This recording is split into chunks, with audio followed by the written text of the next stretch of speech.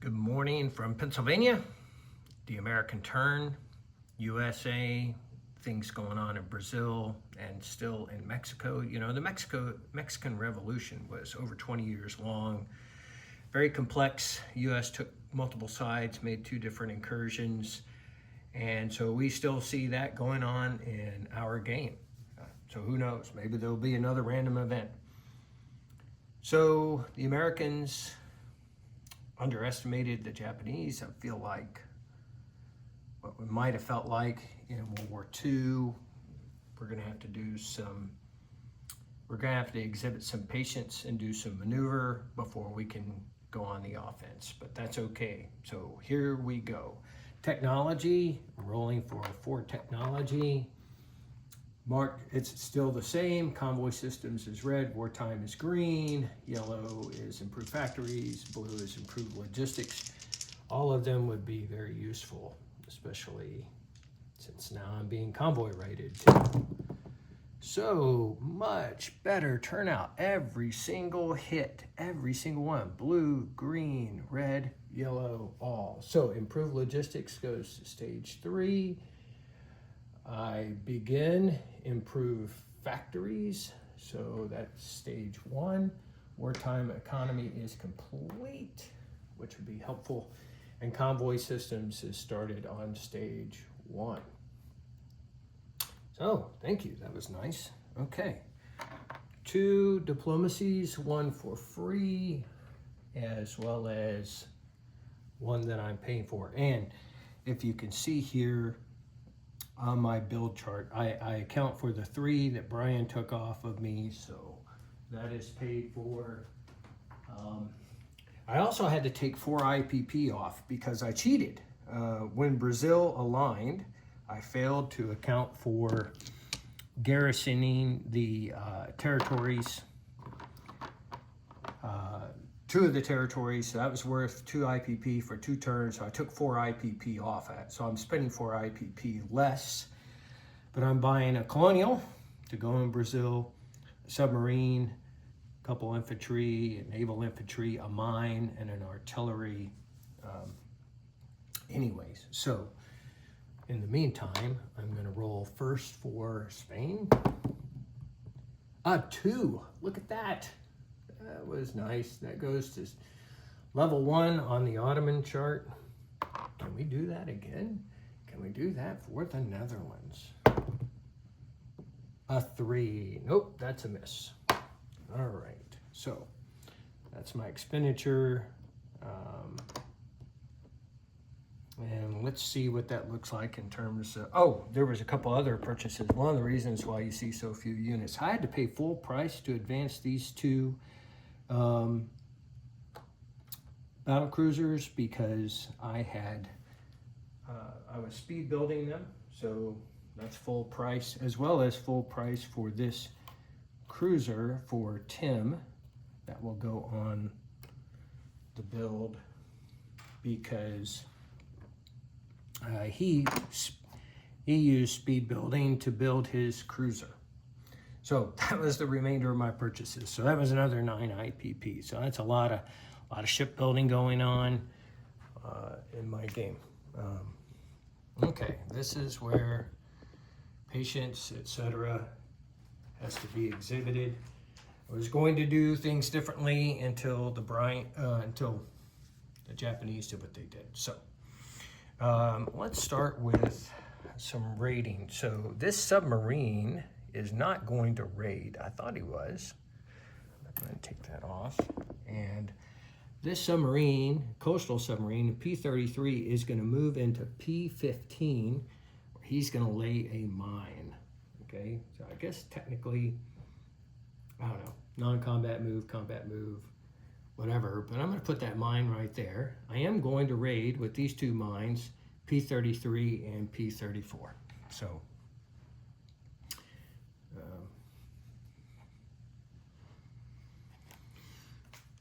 let's do that. P-33, P-34, he has no defense. Brown is Japanese, blue is American. Okay, that's a clear miss on P-33, P-34. Oh, that's a clear hit. so that is 4 IPP in damage on that line. So, and that line is worth 5. Well, that's healthy. So we take 4 IPP off the Japanese line. Yay. All right, getting some good ones. So, I believe that's it for combat moves. And this is where I'm gonna have to, I'm just gonna go ahead and do this while I'm over here for the Americans. The American Navy is going to drop back to Hawaii, minus the 2 submarines. Actually, I should have done some more rating. I think I'll leave one there in the Marshall Islands, and the second submarine, which was in P-47, is going to move to P-34. The submarine from P-25 is going to move 1, 2, 3, 4 to Wake Island. P-36. The destroyer is going to move to the Hawaiian Islands, and this recon patrol blimp is going to go 1, 2, 3, 4 to the Marshall Islands. He can't go on map because he only has a map range of 2, but he can go to the island and be ready to go on map. The transport that was in San Francisco is going to stay there. And since, again, I'm on this side of the board, this lovely submarine that I was purchasing for a certain submarine base is now going to be built here in P-25. I'm going to place the infantry and the naval infantry here in San Francisco. I believe that is everything American on this side of the board. We'll go to the opposite side. Okay. Not too complex over here either. We are going to attrition attack from Pampas into Gran Chaco. Again, having to exhibit some patience over here. And then we're going to do a full attack from Mexico into Chihuahua. And so let's start with the, let me see, I have 5 infantry, 3 cavalry, and artillery. He has 3 infantry, 3 colonial. So let's start with the attrition attack, and we'll go from there.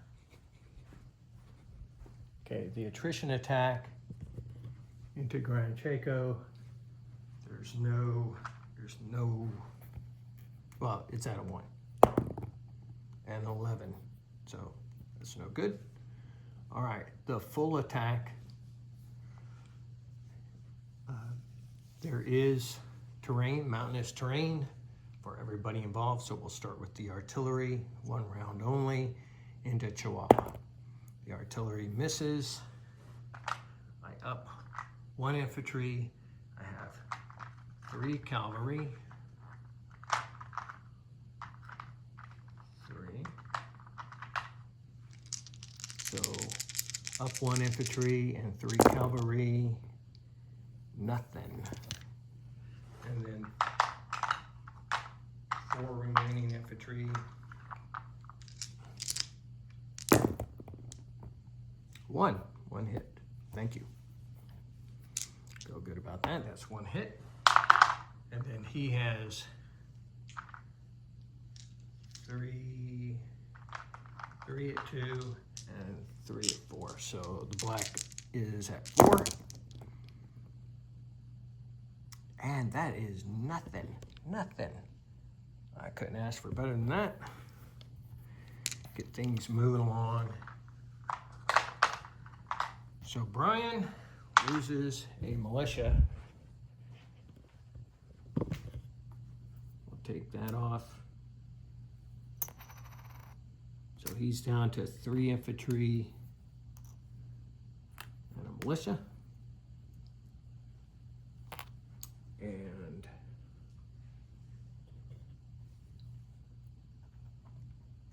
the attrition attack into Brazil did not work itself out. So a couple things I got to do over here. Let's start by rolling.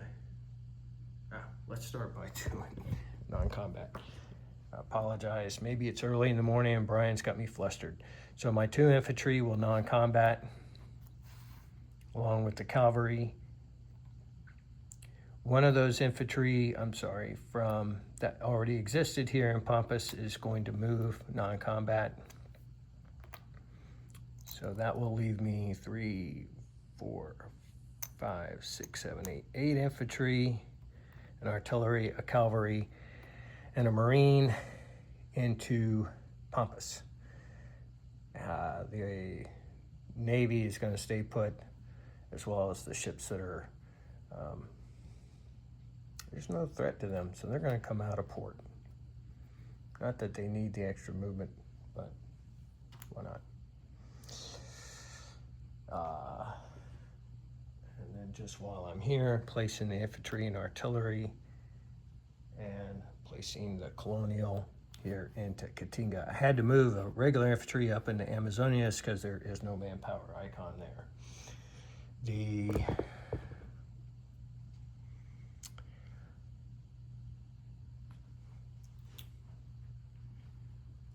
Lend-Lease, so completing the cruiser for the British, going to C-Zone A22, bringing him up now to 5 cruisers by my count.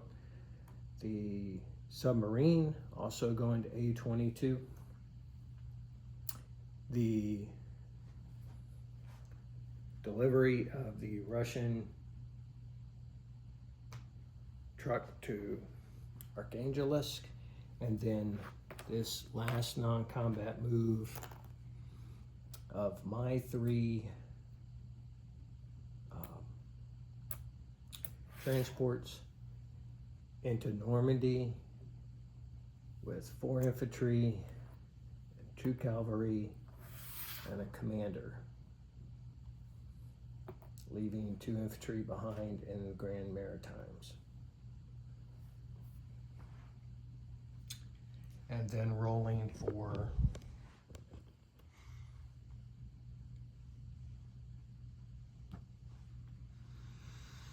recruitment for the revolutionaries. And a 3. 3 is helpful. So I will place 1 infantry into Western Mexico, bringing Western Mexico up to 2 infantry and 1 militia.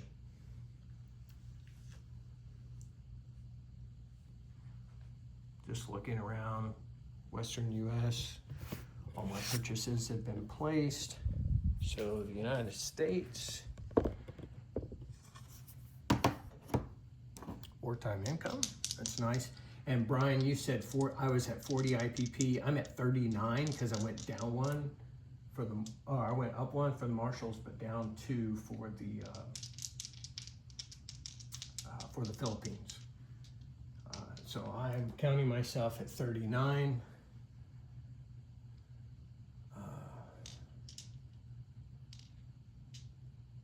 Yeah. So a 10, that's 49. That should help. Maybe I could be more generous with Lend-Lease and such. Finish the Navy off and be on the move. Okay, so Japan. Sorry, China. I don't know why I said Japan. You can see I'm making a very complicated move. I am taking the cavalry 2 spaces. Yeah, 1, 2. And basically everything I've got, and I mean everything, against Hope. So let's see what that looks like. So first of all, that will give me 2 artillery, and he'll defend 2 crossing a river does not matter for my guys. So my 2 artillery for China. And just with my 5 IPP, what am I doing? It must be early in the morning. I am got to do the cards first. So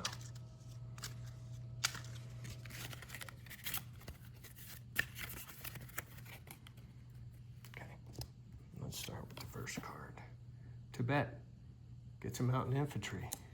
I like to get with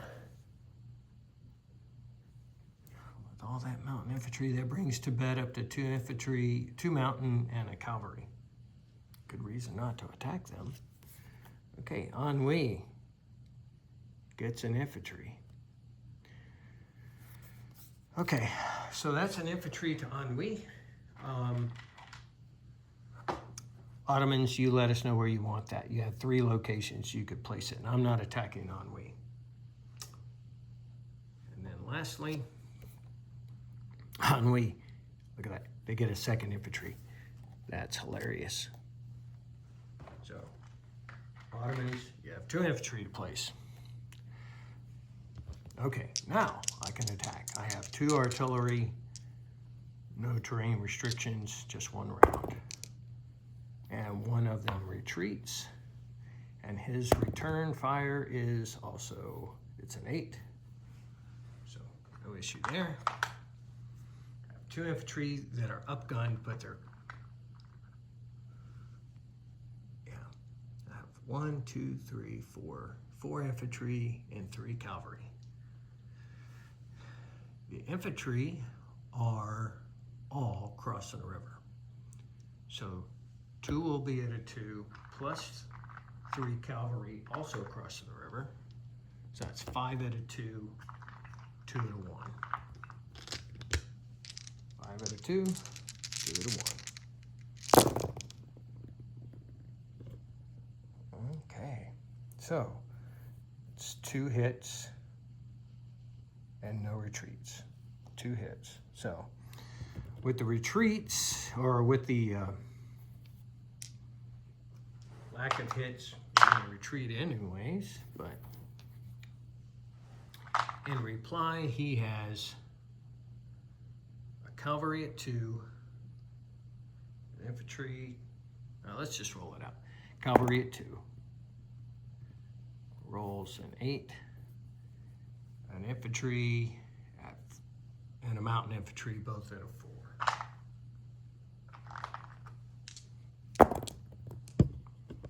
And that's a hit. So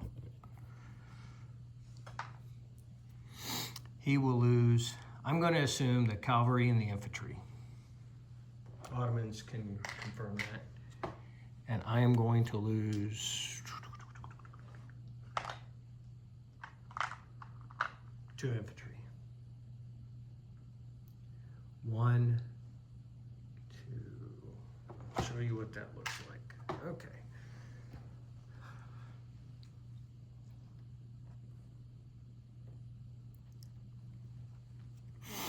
So, disposition. We added a mountain infantry to Tibet. We're left with an artillery in Singhai. I have an infantry, cavalry, and artillery in Szechuan. I have 1 infantry here in Shantung. I have 2 cavalry and an artillery here in German Shandong. I'm going to place an infantry into Singhai and a militia into Shantung. The Navy stays put. The Chinese collect 5. Okay, and then I'm going to attempt to roll for Tibet. And that's an 11, will not cut it. I'm going to roll recruitment, same 9 territories, and I get a 5. So I will add an infantry to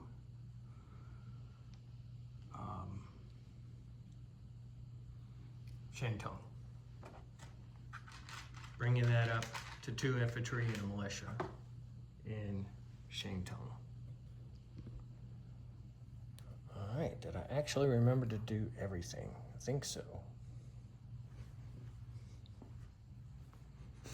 Okay, there are a couple decisions that could possibly come out of the random events, but they are German choices, or yeah, they're almost all German choices. So Brian, on Brian's turn, if I roll one of those, he can make those choices. Brian also has to roll for,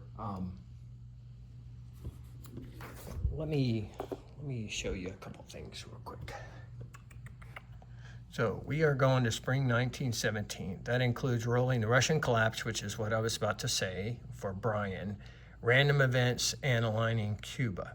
So there's nothing that's going to keep me from aligning Cuba. That brings me back to 40 IPP and Cuba, and I'll mark it on the map later, moves up to stage 4. Okay. Now, let's see what could possibly influence events with random events. A 1. Well, that's exactly one of them. So Germany can either choose one of the following. Petrograd formula: if the Central Powers have 7 or more Russian home territories, Russia will immediately collapse. Administer the Russian collapse according to the rules. And Central Powers return Russian territory, move all units back to home. So the home territory, which doesn't, I don't believe includes northern Persia, but I'd have to look. But Japan has 1, Austrians have 2, 3, 4, 5, 6. Oh, hold on one second.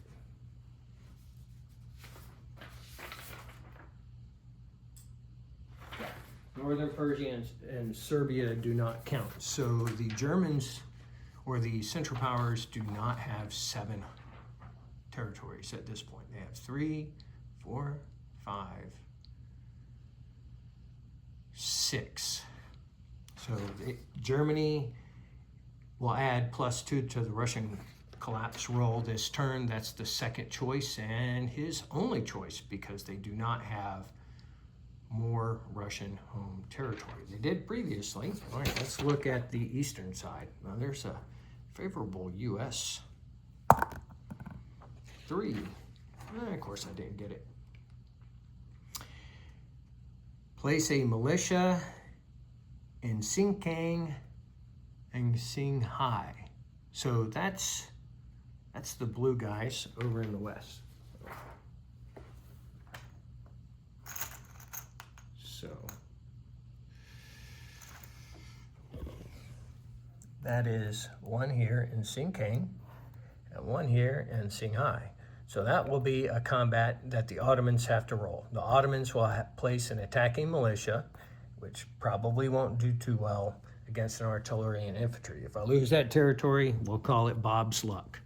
Anyways, with that said, this video has gone on quite long enough. I believe I handled everything, though, in an expeditious manner.